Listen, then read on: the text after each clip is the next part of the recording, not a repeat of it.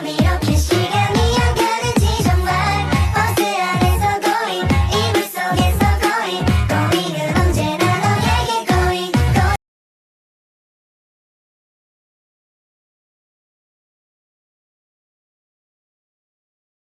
Dampak dari ketidakrataan pendapatan itu ada delapan. Yang pertama itu menyebabkan dan memperburuk kemiskinan. Yang kedua itu ada menyebabkan dampak serius dalam kesetaraan. Yang ketiga menyebabkan kesenjangan sosial. Yang keempat menyebabkan pengangguran. Yang kelima kriminalitas peningkatan. Yang keenam kematian meningkat. Yang ketujuh upah mengecil. Dan yang kedelapan itu perbudakan modern. Selanjutnya, apa saja sih faktor-faktor yang mempengaruhi pemerataan pendapatan? Yaitu ada 6 faktor. Yang pertama, pemerataan infrastruktur. Yang kedua, pertumbuhan penduduk. Yang ketiga, nilai tukar mata uang. Yang keempat, kebijakan pemerintah. Yang kelima, kesadaran bekerja. Yang keenam, kesadaran membuat strateginya, yaitu ada 4 strategi. Yang pertama, meningkatkan kualitas sumber daya manusia, yaitu dengan cara meningkatkan akses dan kuli pendidikan, kesehatan, dan keahlian masyarakat.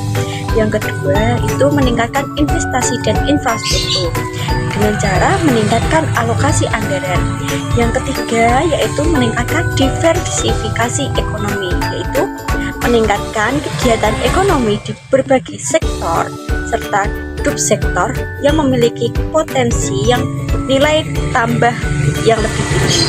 Yang keempat yaitu meningkatkan redistribusi pendapatan, yaitu dengan cara meningkatkan peran pemerintah dalam mengatur dan mengawasi distribusi pendapatan melalui fiskal, monetor, perdagangan, dan lain-lain. Definisi kemiskinan adalah keadaan saat ketidakmampuan untuk memenuhi kebutuhan dasar seperti makan, pakaian, tempat tinggal, pendidikan, serta kesehatan. Nah, jenis-jenis kemiskinan itu ada 4. Yang pertama adalah absolut. Absolut adalah tingkat pendapatan di hari kemiskinan yang diterapkan oleh pemerintah. Yang kedua itu relatif. Relatif disebabkan oleh kebijakan pembangunan yang belum merata sehingga belum menjauh ke seluruh masyarakat. Yang ketiga itu adalah kultural, yaitu berbentuk kebiasaan masyarakat yang sudah menjadi budaya seperti malas, cepat menyerah, minder, foya-foya, dan lain-lain. Yang keempat itu struktural. Struktural itu berasal dari struktur organisasi yang tersemat pada golongan masyarakat tertentu.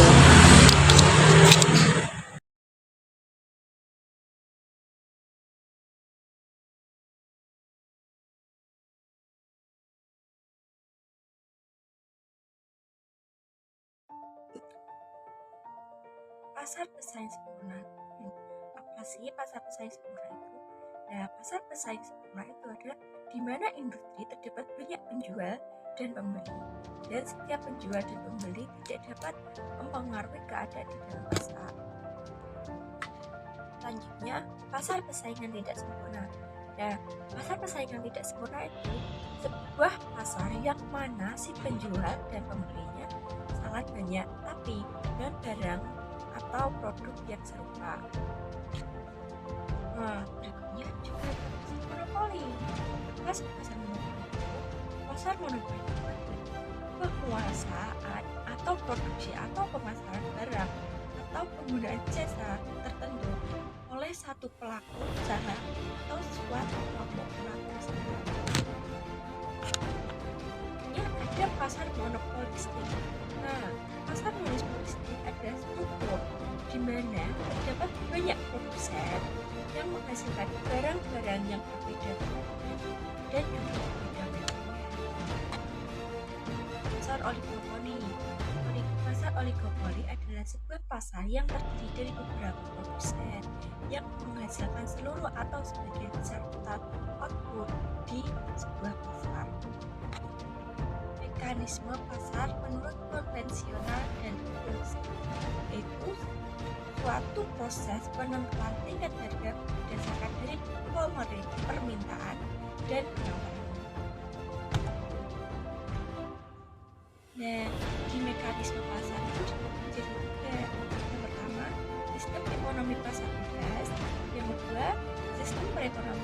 perencanaan pusat, yang ketiga sistem ekonomi.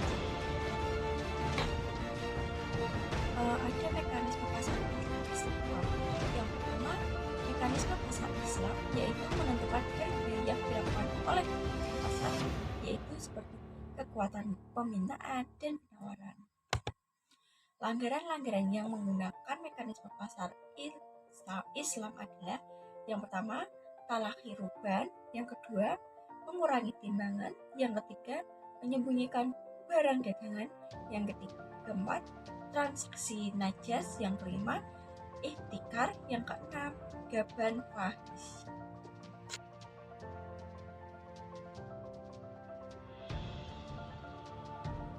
Untuk mengukur keberhasilan perekonomian suatu negara, salah satunya dapat dilihat dari angka pertumbuhan ekonomi dengan negara tersebut. Pertumbuhan ekonomi atau disebut economic growth dapat diukur dari kenaikan besarnya pendapatan nasional atau produk nasional pada periode tertentu. Dalam nilai nasional income adalah visualisasi dari aktivitas ekonomi secara nasional atau periode tertentu.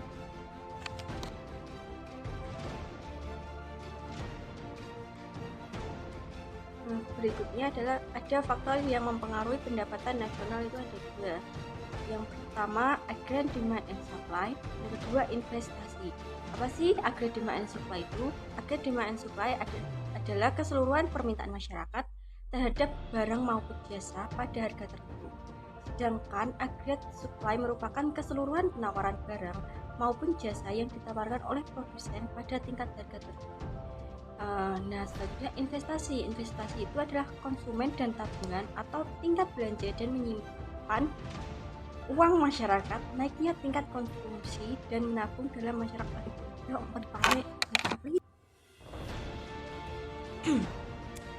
Konsep pendapatan nasional yang pertama ada produk domestik bruto atau disebut gross domestic product, yaitu jumlah total barang dan jasa yang berhasil diproduksi oleh unit-unit produksi di dalam negeri atau domestik dalam suatu periode, yaitu dalam 1 tahun.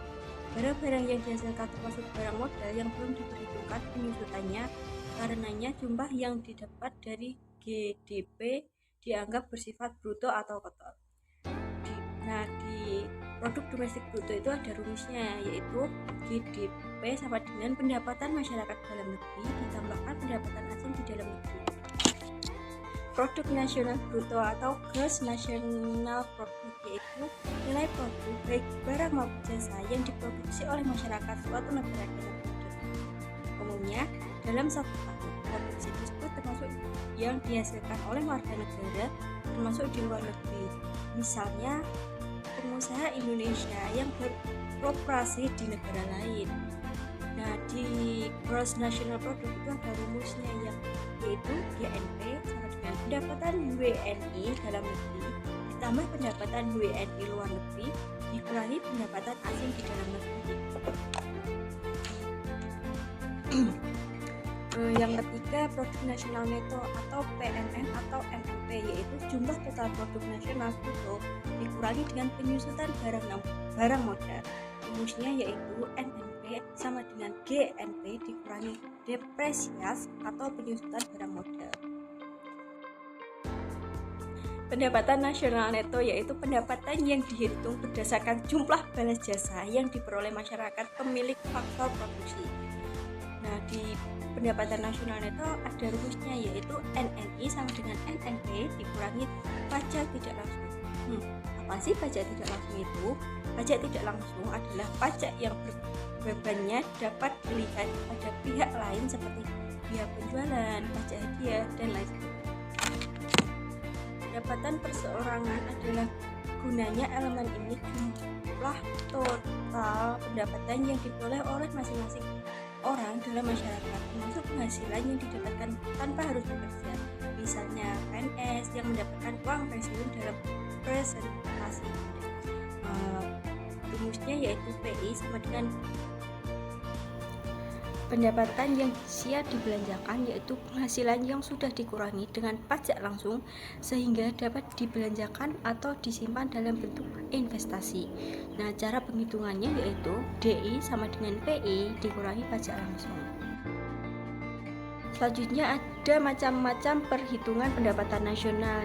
Yang pertama, pendekatan pendapatan, yang kedua, pendekatan produksi, yang ketiga, pendekatan pengeluaran, yang keempat, pendekatan pendapat, yang kelima, pendapat nasional, yang keenam, pendapat produksi, yang ketujuh, pendapat pengeluaran. Apa saja sih manfaat pendapatan nasional itu? Nah, manfaat pendapatan nasional itu terbagi menjadi 6. Yang pertama, mengetahui tingkat kemakmuran suatu negara. Yang kedua, mengevaluasi kinerja perekonomian dalam skala tertentu. Yang ketiga, mengukur perubahan perekonomian dari waktu ke waktu. Yang keempat, membandingkan kinerja ekonomi antar sektor. Yang kelima, sebagai indikator kualitas hidup suatu negara.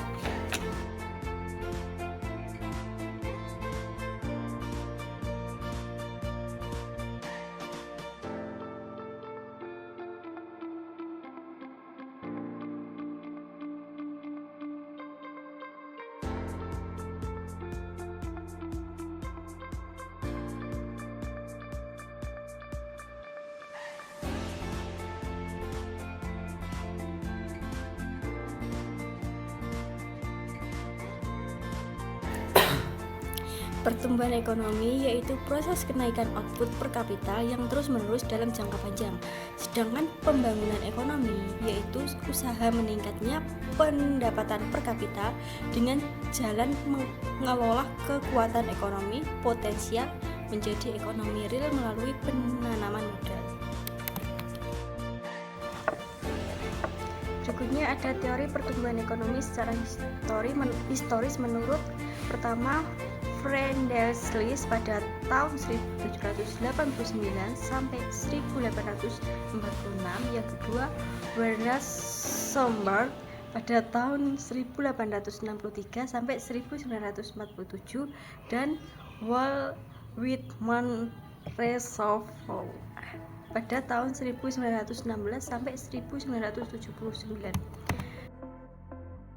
Berikutnya ada teori pertumbuhan ekonomi secara klasik. Yang pertama, teori dari Adam Smith, yaitu pertumbuhan ekonomi ditandai oleh dua faktor yang saling berkaitan. Yang pertama, pertumbuhan penduduk, yang kedua, pertumbuhan output total. Pertumbuhan output yang akan dicapai dipengaruhi oleh tiga komponen. Yang pertama, sumber-sumber alam, yang kedua, tenaga kerja atau pertumbuhan penduduk, yang ketiga, jumlah persediaan.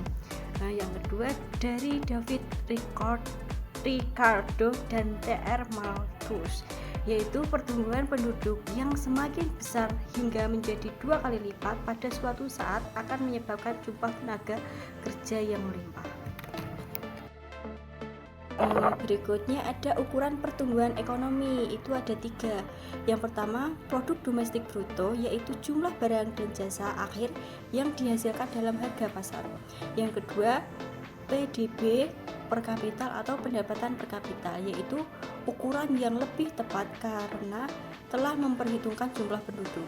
Yang ketiga, pendapatan per jam kerja, yaitu pendapatan atau upah per jam kerja yang lebih tinggi daripada upah per jam kerja di negara lain untuk jenis pekerjaan yang sama.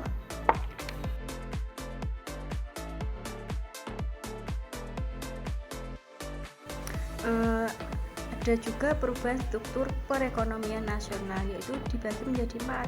Yang pertama, kondisi dan struktur awal ekonomi dalam negeri. Yang kedua, besarnya pasar dalam negeri. Yang ketiga, pola distribusi pendapatan. Yang keempat, karakteristik industri atau SDA.